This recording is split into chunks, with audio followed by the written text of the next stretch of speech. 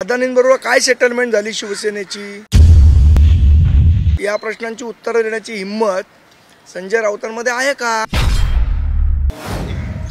Tweet केलेले आहेत जेव्हा महायुतीसोबत सपोर्ट दिल्याचं सांगितलं 2 दिवसापूर्वी आणि असे ट्विट केले, नेमकं याचं मागचं काय? तर मुळात असं आहे की काय पद्धतीने आपण वागलेलो आहोत याचा काही लोकांना आरसा दाखवण्याची गरज होती. तो आरसा दाखवण्यासाठी ते ट्विट केलेली आहे की स्वतःच्या स्वार्थासाठी भूमिका बदलणारे लोक दुसऱ्यांना बोलण्याची नैतिकता त्यांच्यामध्ये कशी असू शकते. दुटप्पी म्हणाल तो कशाला म्हणतात.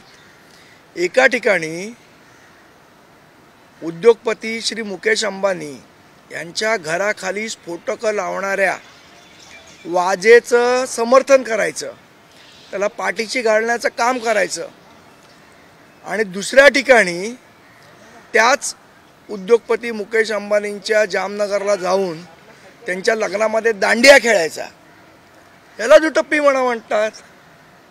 एका ठिकाणी अदानींना विरोध करायला धारावीतला मोर्चा काढला आणि त्याच अदानींबरोबर मुकेश अंबानींच्या घरातल्या लग्नामध्ये अदानींना भेटून तुम्ही काय सेटलमेंट केली?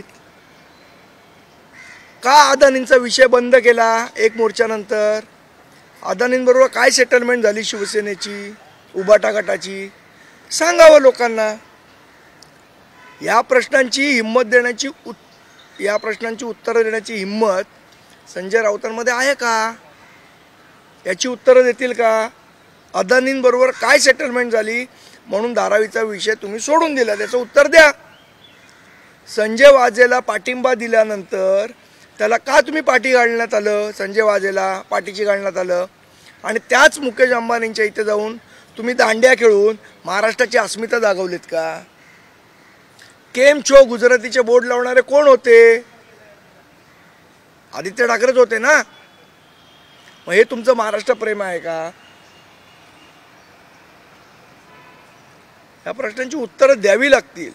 आम्ही मराठी आहोत आणि तुम्ही म्हणजे मराठी नाही, तुम्ही म्हणजे महाराष्ट्र नाही. मराठी माणसाचं सर्वात जास्ती नुकसान तुम्ही केलेलं आहे. शिवसेना भवनमध्ये लाईचना कोणी केला? उत्तर भारतीय दिन कोणी साजरा केला? गुजराती लोकांचे मेळावे उद्धव ठाकरेंनी घेतल्याचे व्हिडिओ पण आमच्याकडे आहेत. आणि मग स्वतःच्या अंगाशी आलं, आपण निवडणूक हरणार असं आलं की मग मराठी माणसाला भावनिक करण्याचा प्रयत्न करायचे. हे खेळ शिवसेना उबाटांनी बंद केले पाहिजे. हेच सांगण्यासाठी आजचे व्हिडिओ ट्विट केले होते. राज ठाकरे यांच्या महायुतीला पाठिंबा दिल्याच्या भूमिकेनंतर डोंबिवलीत 8 जणांचा राजीनामा काल कीर्तिकुमार शिंदेंनी दिला होता. राजीनामा भूमिकेला नाराज ठाण्यातील भाजपमधले उत्तर भारतीय पदाधिकाऱ्यांनी देखील ठाकरे गटामध्ये प्रवेश केला. त्यांचा ठाकरे गटात कोणी प्रवेश केला? भाजपमध्ये उत्तर भारतीय म्हणजे राज ठाकरे यांच्या भूमिकेमध्ये. ठीक आहे, आमची जी भूमिका आहे ती महाराष्ट्राच्या हिताचीच भूमिका आहे. ती कोणाला जर आवडत नसेल तर त्यांनी विचार करावा त्याचा. अजिबात पदाधिकाऱ्यांमध्ये कुठलाही संभ्रम नाही. काही 2-4 लोकांची नावं घेऊन सगळ्यांमध्ये संभ्रम आहे असं चित्र निर्माण करायची गरज नाही.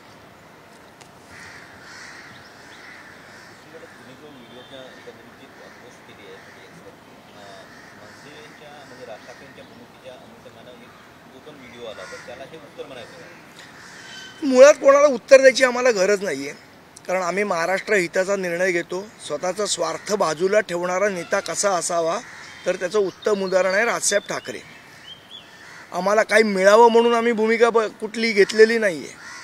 काही लोकांनी मुख्यमंत्रीपद मिळालं नाही म्हणून ज्यांच्याबरोबर युती केली 2019मध्ये भाजपबरोबर एकत्र लढलात तुम्ही, आणि नंतर तुम्ही जाऊन पवार साहेबांच्या मांडीवर जाऊन बसलात, याला भूमिका बदलणं म्हणतात. सचिन वाजेला एका ठिकाणी पाठीशी घालायचा आणि दुसऱ्या ठिकाणी त्याच अंबानी साहेबांच्या घरी जाऊन दांडिया खेळायचा, याला भूमिका बदलणं म्हणतात. एका ठिकाणी गुजराती लोकांचे मेळावे घ्यायचे आणि दुसऱ्या ठिकाणी महाराष्ट्राची अस्मिता आमच्याकडे आहे म्हणायचं, याला दुटप्पीपणा म्हणतात. मला असं वाटतं हा दुटप्पीपणा महाराष्ट्र बघतोय. आणि स्वतः अडचणीत येतात तेव्हा यांना मराठी माणसाची आठवण येते. मग महानगरपालिकेमध्ये आत्तापर्यंत सगळे मारवाडीच कॉन्ट्रॅक्टर का? इतके वर्ष तुम्ही सत्तेत होतात, सगळे मारवाडी कॉन्ट्रॅक्टर का? आदित्य ठाकरेंचा आवडता पेंग्विन, त्यालाही जे मेंटेनन्सचं काम दिलं तो हायवेवाला आता गजाआड आहे. मग हे पैसे खाता हे काय तुमचं महाराष्ट्र प्रेम आहे का हे मुंबईवरचं प्रेम आहे? गरीब लोकांसाठी खिचडी योजना चालू केली, त्याच्यात पण तुम्ही पैसे काढले, हे तुमचं महाराष्ट्र प्रेम आहे का? त्यामुळे महाराष्ट्र प्रेम काय आहे हे संजय राऊतांकडनं शिकण्याची गरज नाही. स्वार्थी लोक आहेत, स्वतःच्या भावाचे नगरसेवक पण चोरणारे लोक आहेत. मग तेव्हा आम्ही मराठी नव्हतो का? गुजराती होतो आम्ही का कानडी होतो?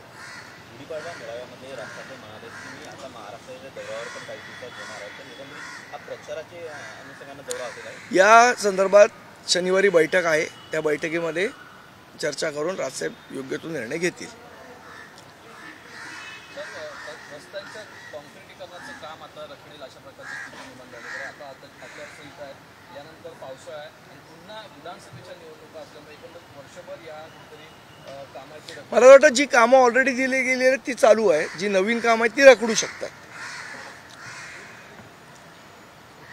कोणती फाईल उघडल्याने राज ठाकरे युटर्न घेणार आहेत असं तोला? तुमचं नाव संजय राऊत आहे का?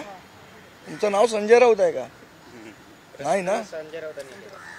मुळात विषय असा आहे की संजय राऊत फाईल कोणाच्या उघडतात? ज्या भ्रष्टाचार करतात, ज्यांनी खिचडी चोरली आहे त्यांच्या फाईल उघडल्या जातात, ज्यांनी बॉडी बॅगचे घोटाळे केले त्यांच्या फाईल उघडल्या जातात, ज्यांच्या अकाउंटला पैसे ट्रान्सफर झाले आहेत, जे संजय राऊत आहेत त्यांच्या अकाउंटला पैसे ट्रान्सफर झाले त्यांच्या फाईल उघडल्या जातात.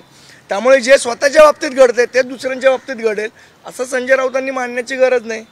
आणि मुळात अदानीबरोबर काय सेटलमेंट झाली तुमची की तुम्ही धारावीचा विषय सोडला? याचं उत्तर हिंमत असेल तर संजय राऊतांनी द्यावं.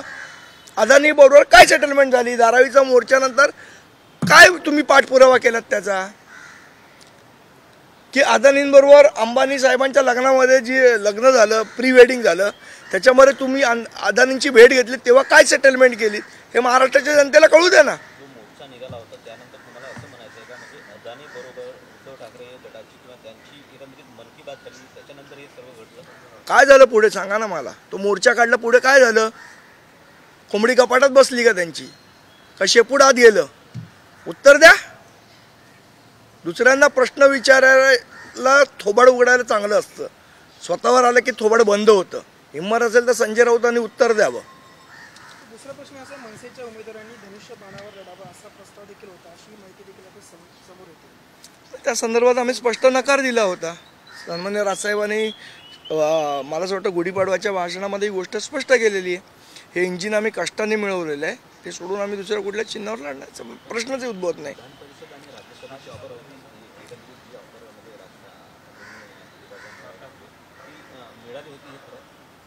साहेबांनी स्वतः सांगितलं भाषणामध्ये. मला वाटतं तुम्ही भाषण ऐकलं तर या गोष्टी स्पष्ट होतील.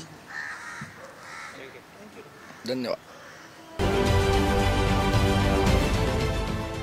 देश विदेशातील प्रत्येक घडामोडींचे लाईव्ह अपडेट मिळवण्यासाठी आता साम टीव्हीच्या सर्व सोशल मीडिया प्लॅटफॉर्मला लाईक, फॉलो आणि सबस्क्राईब करा. तसंच सर्व नोटिफिकेशनसाठी बेल आयकॉन प्रेस करायला विसरू नका.